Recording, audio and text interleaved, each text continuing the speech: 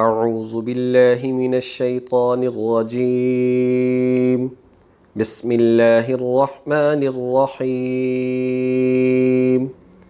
وقال الذين لا يرجون لقاءنا لولا أنزل علينا الملائكة أو نرى ربنا لقد استكبروا في أنفسهم وعتوا عتوا كبيرا صدق اللہ العظیم۔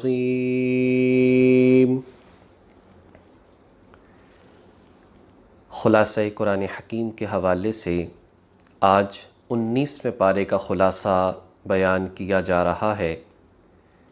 18ویں پارے کے آخر میں سورۃ الفرقان کا آغاز ہوا، جو قرآن کریم میں ترتیب توقیفی کے لحاظ سے 25ویں نمبر پر ہے، اور نازل ہونے کے اعتبار سے یہ صورت 42ویں نمبر پر نازل ہوئی۔ اس کی 77 آیات اور 6 رکوع ہیں۔ یہ مکی سورہ مبارکہ ہے، یعنی کہ ہجرت سے پہلے نازل ہوئی۔ اس کا نام جو الفرقان رکھا گیا، دراصل اس کی ابتدا میں قرآن کریم کا تذکرہ ہے کہ یہ قرآن کریم فرقان ہے، یعنی کہ حق اور باطل کے درمیان فرق کرنے والی کتاب ہے۔ اسی مناسبت سے اس سورت کا نام الفرقان رکھا گیا۔ آغاز میں مشرکین کے کچھ گروہوں کا ذکر کیا جو قرآن کریم اور نبی پاک صلی اللہ علیہ وسلم پر اعتراضات کیا کرتے تھے۔ کبھی کہتے یہ قرآن پہلی قوم کے قصے اور کہانیاں ہیں، ایک گروہ کہتا یہ نبی علیہ السلام کی تخلیق ہے، یعنی کہ آپ کا خود ساختہ ہے۔ ایک گروہ کہتا یہ جادوئی باتیں ہیں، یعنی کہ کسی جادوگر کا کلام ہے۔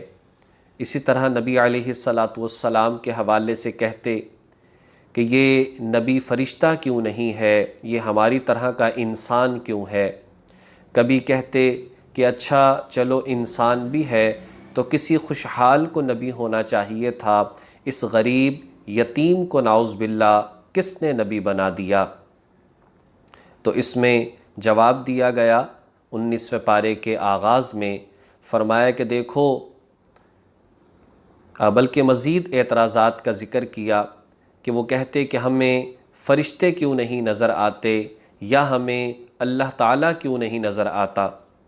تو جواب دیا گیا کہ دیکھو، جب موت آئے گی اس وقت تمہیں فرشتے بھی نظر آئیں گے، اور اگر تمہارے اعمال نیک ہوئے، اچھے ہوئے، تو تم جنت میں بہت اعلیٰ نعمت یعنی کہ دیدار خداوندی اس کو بھی حاصل کر سکو گے۔ اس دنیا کے اندر رہتے ہوئے تمہیں اللہ تعالیٰ کی ذات کو دیکھنے کی طاقت نہیں ہے، اور اسی طرح سے عام حالات میں تم فرشتوں کو بھی نہیں دیکھ سکتے۔ تو لہٰذا یہ ساری کی ساری باتیں اور بیجا اعتراضات یہ کوئی معنی نہیں رکھتے۔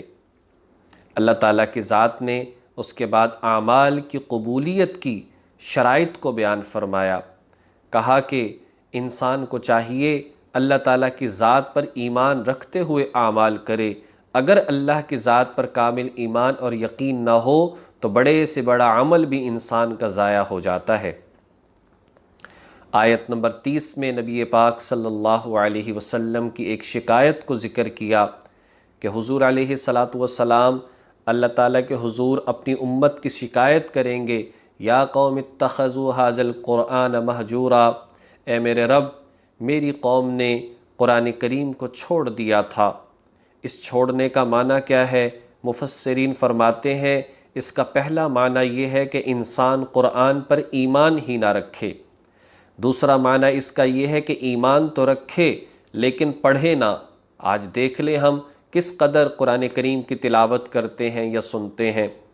نمبر 3، پڑھے بھی سنے بھی لیکن عمل نہ کرے، یہ بھی قرآن کریم کو چھوڑنا ہے۔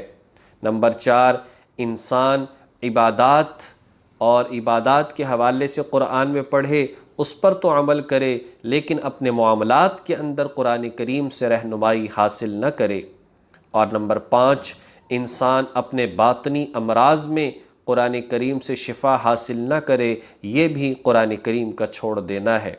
یعنی قرآن پاک پر تو ایمان بھی رکھنا چاہیے، عمل بھی کرنا چاہیے، پڑھنا اور سننا بھی چاہیے، اس کے مطابق عبادات بھی کرنی چاہیے، معاملات بھی کرنے چاہیے، اور اپنے آپ کا تزکیہ بھی اس قرآن کریم کی روشنی میں کرنا چاہیے۔ اس کے بعد مزید مشرکین کے اعتراضات کو ذکر کیا۔ وہ کہتے یہ قرآن کریم ایک ہی مرتبہ نازل کیوں نہیں ہو جاتا؟ تو ارشاد فرمایا اس کی وجوہات ہیں۔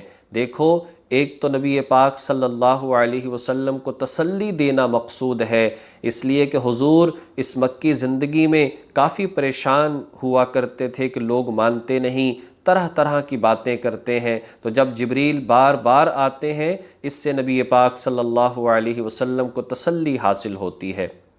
اس لیے قرآن کریم کو آہستہ نازل کیا تاکہ پڑھنا آسان ہو، سمجھنا آسان ہو، عمل کرنا آسان ہو۔ یہ قرآن کریم روح کی غذا ہے۔ دیکھو، اگر بارش تیز برسے اس کا اتنا فائدہ نہیں ہوتا کہ جتنا ہلکی ہلکی برسے تو وہ زمین کے اندر جذب ہو جاتی ہے۔ اسی طرح قرآن کریم اکٹھا آ جاتا تو مشکلات کا ہمیں سامنا کرنا پڑتا، لیکن قرآن کریم آہستہ آہستہ آیا، اس لیے اس کو سمجھنا اور عمل کرنا آسان ہو گیا۔ آیت نمبر 63 سے 74 تک رحمان کے بندوں کی 12 خصوصیات بیان فرمائی گئیں۔ رحمان کے بندے کون ہیں؟ اللہ والے کون ہیں؟ کامیاب ترین لوگ کون ہیں؟ عباد الرحمن کون ہیں؟ تو ارشاد فرمایا نمبر 1، جو اللہ کے حضور تواضع اختیار کرتے ہیں، عاجزی سے زمین پر چلتے ہیں، تکبر نہیں کرتے، یہ اللہ کے بندے ہیں۔ نمبر 2، یہ جاہلوں سے اعراض کرتے ہیں، جاہلوں کے ساتھ بحث و مباحثے میں باتوں میں اپنے وقت کو ضائع نہیں کرتے، اور ایسی باتیں جس میں دین دنیا کا فائدہ نہ ہو اس کے اندر اپنے وقت کو ضائع نہیں کرتے۔ نمبر 3، یہ راتوں کو اللہ کی عبادت کرتے ہیں۔ نمبر 4، جہنم کے عذاب سے پناہ مانگتے ہیں۔ نمبر 5، جو اللہ تعالیٰ کی ذات نے دیا ہے اس میں سے اعتدال کے ساتھ درمیانے درجے میں رہتے ہوئے اللہ کے حضور خرچ بھی کرتے ہیں۔ نمبر 6، یہ لوگ شرک سے اجتناب کرنے والے ہیں، نہ اللہ کی ذات میں، نہ صفات میں، نہ عبادت میں کسی کو شریک نہیں ٹھہراتے۔ نمبر 7، کسی کو ناحق قتل نہیں کرتے۔ نمبر 8، زنا بے حیائی سے بچنے والے ہوتے ہیں۔ نمبر 9، جھوٹی گواہی سے اپنے آپ کو بچاتے ہیں۔ نمبر 10، لغویات بیکار جو باتیں ہیں جس میں دنیا اور آخرت کا کوئی فائدہ نہیں، ان باتوں سے اپنے آپ کو بچاتے ہیں۔ نمبر 11، قرآن کریم کو سن کر اس پر عمل بھی کرتے ہیں۔ اور نمبر 12، پھر اپنے اہل و عیال کے لیے دعا بھی کرتے ہیں، ربنا هب لنا من ازواجنا وذریاتنا قرۃ اعین واجعلنا للمتقین اماما۔ اے اللہ، ہمارے گھر والوں کو، ہماری اولاد کو، ہماری بیویوں کو ہماری آنکھوں کی ٹھنڈک بنا دیجیے، اور ہماری اولادوں کو پرہیزگاروں کا امام بنا دیجیے، یعنی کہ نیک اور صالح بنا دیجیے۔ انہی باتوں پر سورہ مبارکہ جو ہے مکمل ہوتی ہے۔ اللہ رب العزت ہمیں بھی ایسا اللہ تعالیٰ کا بندہ بننے کی توفیق عطا فرمائے جیسی یہ صفات یہاں پر بیان فرمائی گئی ہیں۔ اس کے بعد سورہ شعراء کا آغاز ہوتا ہے، جو قرآن کریم میں ترتیب توقیفی کے لحاظ سے 26ویں نمبر پر ہے، نازل ہونے کے اعتبار سے 47ویں نمبر پر ہے۔ اس کی 227 آیات اور 11 رکوع ہیں۔ یہ مکی سورہ مبارکہ ہے۔ الشعراء اس کا نام اس وجہ سے رکھا گیا کہ اس کی آیت نمبر 224 کے اندر شعراء کی حقیقت، شعراء دراصل شاعر کی جمع ہے، اس کی حقیقت کو بیان فرمایا، وَالشُّعَرَاءُ يَتَّبِعُهُمُ الْغَاوُونَ، کہ جو شعراء ہیں یہ لوگ تو گمراہ لوگ ان کی پیروی کیا کرتے ہیں۔ جب یہ آیت کریمہ نازل ہوئی تو اس وقت میں نبی علیہ السلام کے 3 بڑے شعراء گھبرا گئے، حضرت حسان ابن ثابت رضی اللہ تعالی عنہ، حضرت عبداللہ بن رواحہ رضی اللہ تعالی عنہ، حضرت کعب ابن مالک رضی اللہ تعالی عنہ، یہ گھبرا گئے کہ یہ تو ہمارے بارے میں اس طرح سے آیات آئی ہیں، ہم بھی شعر و شاعری کرتے ہیں، کیا بنے گا؟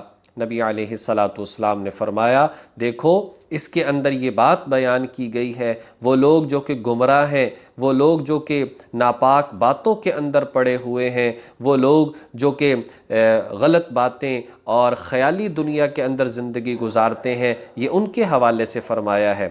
تم تو بڑے پاکیزہ شاعر ہو، یہ آیت تمہارے بارے میں نہیں ہے۔ اس کے بعد اللہ رب العزت نے حضرات انبیاء علیہم الصلاۃ والسلام کے کچھ قصے بیان فرمائے۔ سب سے پہلا قصہ حضرت موسیٰ علیہ السلام اور فرعون کا ہے، جو کہ آیت 10 سے آیت 68 تک بڑی تفصیل کے ساتھ بیان فرمایا، جس میں خاص طور پر اس بات کو ذکر کیا۔ فرعون نے موسیٰ علیہ السلام سے کہا کہ دیکھو کیا میں نے تم پر احسان نہیں کیے؟ کیا میرے پاس رہ کر تم پلے نہیں ہو؟ کیا میں نے تمہاری پرورش نہیں کی؟ اس پر حضرت موسیٰ علیہ السلام نے فرمایا کہ دیکھو بات یہ ہے کہ تم نے میری قوم پر ظلم کیا، میری قوم کو غلام بنا کر رکھا، اور پھر آخرکار جو ہے تم نے کتنے لوگوں کو جو ہے میری اولاد میں سے قتل کیا۔ تو نبی پاک صلی اللہ علیہ وسلم حضرت موسیٰ علیہ السلام انہوں نے فرمایا کہ دیکھو تم نے بڑا ظلم اور زیادتی ہم پر کی ہے، اور اس کے بعد پھر کہنے لگا کہ تم نے دیکھو ایک شخص کو قتل کر دیا تھا میرے خاندان سے۔ تو پھر ارشاد فرمایا موسیٰ علیہ السلام نے وہ تو مجھ سے خطا ہو گئی تھی، میں نے قصداً ایسا نہیں کیا تھا۔ پھر استہزاءً اور مذاق کے طور پر کہنے لگا یہ رب العالمین کیا ہوتا ہے؟ کیا میرے علاوہ بھی کوئی اور رب ہے؟ حضرت موسیٰ علیہ السلام نے فرمایا جی بالکل، اصل رب وہی ہے جس نے تمہیں بھی پیدا کیا ہے، تمہارے آباء و اجداد کو بھی پیدا کیا ہے، وہی کائنات کا خالق اور مالک ہے، وہی سورج کو نکالنے والا اور غروب کرنے والا ہے۔ پھر اس نے معجزات طلب کیے۔ حضرت موسیٰ علیہ السلام نے ایک معجزہ دکھایا، اپنے ہاتھ کو گریبان سے نکالا، وہ روشن ایسا ہو گیا جیسے سورج روشن ہے، اس سے فرعون اور اس کے سردار اس کا سامنا نہ کر سکے۔ اور دوسرا معجزہ اپنے عصا کا کہ اس کو ڈالا تو ایک بہت بڑا اژدہا بن گیا۔ اس کے بعد پھر مقابلہ ہوا، جب مقابلہ ہوا عید کا دن چاشت کا وقت طے کر لیا گیا۔ جب مقابلہ ہوا تو اللہ تبارک و تعالیٰ نے موسیٰ علیہ السلام کو فتح نصیب فرمائی، اور مقابلے میں آنے والے جادوگر سب مسلمان ہو گئے۔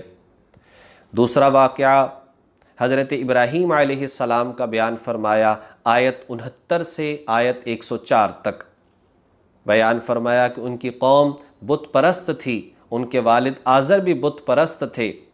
تو اللہ تبارک و تعالیٰ کے حضور اللہ تعالیٰ کے معبود ہونے کے دلائل دیے گئے، اور 5 دلائل دیے۔ فرمایا کہ وہی اللہ کی ذات خالق ہے اور وہی ہدایت دینے والی ہے۔ نمبر 2 وہی رزق دینے والا ہے۔ نمبر 3 اگر بیمار ہو جاؤ تو وہی اللہ کی ذات شفا دینے والی ہے۔ نمبر 4 وہی موت دے گا اور وہی زندہ کرے گا۔ نمبر 5 فرمایا کہ وہ دنیا اور آخرت میں اگر گناہ ہو جائیں تو معاف کرنے والی بھی اللہ کی ذات ہی ہوا کرتی ہے۔ حضرت ابراہیم علیہ السلام کے اس کے بعد 5 دعائیں ذکر فرمائیں۔ فرمایا کہ اللہ تعالیٰ کی ذات وہ ہے، اے اللہ مجھے علم عطا فرمانا، اے اللہ مجھے فہم عطا فرمانا۔ نمبر 2 فرمایا کہ یا اللہ میرا ذکر لوگوں کے اندر اچھا جاری فرما دے، کہ لوگ مجھے یاد کریں تو اچھے الفاظ کے ساتھ یاد کریں۔ اور پھر فرمایا یا اللہ مجھے جنت میں جگہ عطا فرمانا۔ نمبر 4 پھر اس کے بعد ذکر کیا میرے والد کو معاف فرما دیجئے۔ اور یہ جو بات ذکر کی گئی یہ اس وقت انہوں نے کہی جب انہیں اس بات کے بارے میں علم نہیں تھا کہ میرے والد کو ہدایت نہیں ملے گی۔ اور اس کے بعد پھر نمبر 5 پر فرمایا اے اللہ آخرت میں مجھے رسوا نہ فرمانا۔ اللہ تعالی ہمیں بھی ہمارے حق میں بھی اللہ تعالی ان دعاؤں کو قبول فرمائے۔ اس کے بعد آیت نمبر 105 میں 122 تک حضرت نوح علیہ السلام کا قصہ ذکر کیا۔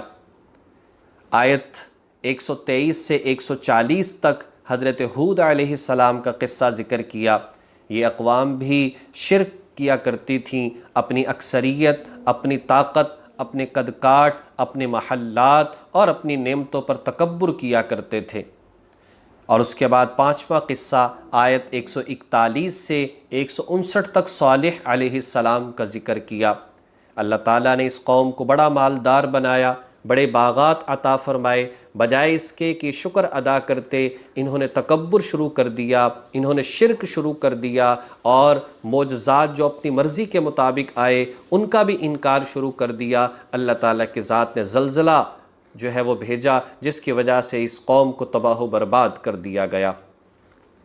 آیت 160 سے 175 تک حضرت لوط علیہ السلام کا قصہ ذکر کیا۔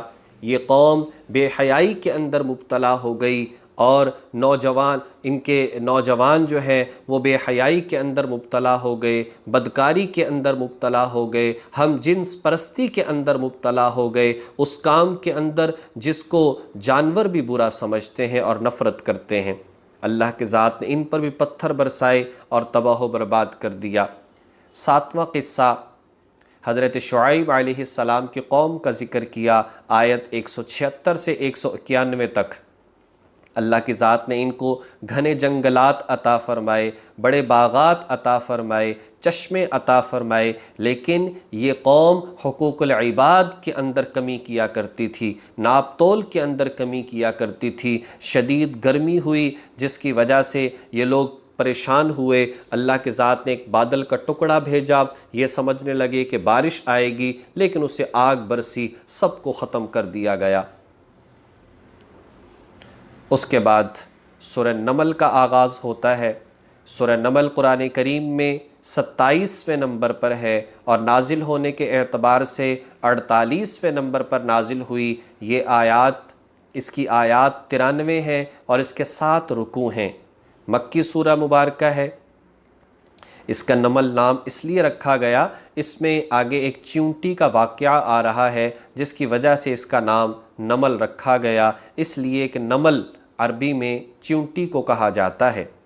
اس میں بھی انبیاء علیہم السلام کے واقعات ذکر کیے، حضرت داؤد اور سلیمان علیہم السلام کے واقعات کو تفصیل سے بیان کیا۔ اللہ تعالیٰ کی ذات نے سلیمان علیہ السلام کو ایسی بادشاہت عطا فرمائی جو انسانوں پر بھی تھی، جو جنات پر بھی تھی، جو جانوروں پر بھی تھی، اور پھر ان سب کو ان کے لیے مسخر کر دیا۔ خاص طور پر حیوانات کی زبانیں سلیمان علیہ السلام سمجھا کرتے تھے۔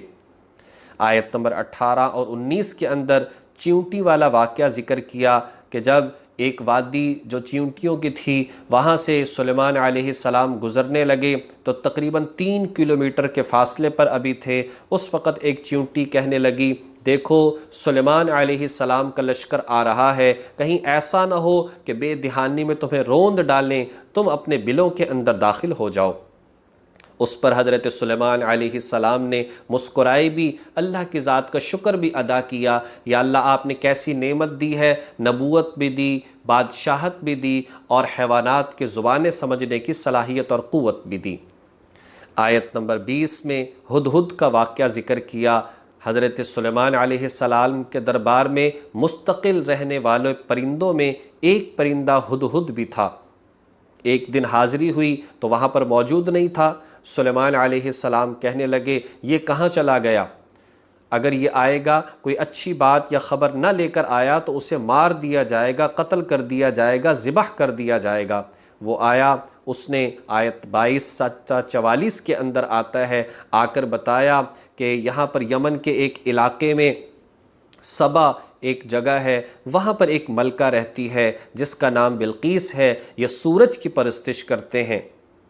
حضرت سلیمان علیہ السلام نے اس کی طرف خط بھیجا اور اس کو اسلام کی دعوت دی۔ اس نے ساری باتوں کو دیکھا، اپنے سرداروں سے مشورہ کیا، اور پھر سلیمان علیہ السلام کی دعوت پر سلیمان علیہ السلام کے پاس پہنچی۔ حضرت سلیمان علیہ السلام نے فرمایا، کون ہے جو اس کے آنے سے پہلے یہ تخت لے آئے؟ لہٰذا وہ ایک جن نے کہا کہ آپ کی مجلس ختم ہونے سے پہلے یہاں پر آ جائے گا۔ فرمایا اس سے بھی جلدی؟ کہا جی کہ آپ اوپر آسمان کی طرف دیکھیں، آپ نیچے دیکھیں گے تو تخت یہاں پر موجود ہوگا۔ چنانچہ وہ تخت وہیں پر موجود۔ اب جب وہ آتی ہے، اس نے سلیمان علیہ السلام کی حکومت کو دیکھا، وہاں کے محلات کو دیکھا، وہاں کی نعمتوں کو دیکھا تو متاثر ہوئی، اور پھر سلیمان علیہ السلام کی دعوت پر اسلام قبول کر لیا۔ اللہ تبارک و تعالیٰ نے ان سارے واقعات کے ذریعے سے ہمیں یہ بات سمجھا دی، اللہ ایمان ہو، اعمال صالحہ ہوں، کامیابی بھی عطا فرماتا ہے، عزتیں بھی عطا فرماتا ہے۔ اگر یہ انسان کی زندگی کے اندر چیزیں نہ ہوں، پھر سب کچھ ہوتے ہوئے انسان تباہ و برباد ہو جاتا ہے۔ دنیا میں نہ بھی ہو، آخرت میں اس کا مقدر بڑا بھیانک ہے، آخرت میں انجام بڑا نقصان دہ ہے۔ اور اس کے بعد آخری آیات میں اللہ رب العزت نے صالح علیہ السلام اور لوط علیہ السلام کا پھر مختصراً ذکر فرمایا۔ اللہ رب العزت ہمیں ان تمام باتوں کو سمجھ کر عمل کرنے کی توفیق نصیب فرمائے۔ وآخر دعوانا ان الحمد للہ رب العالمین۔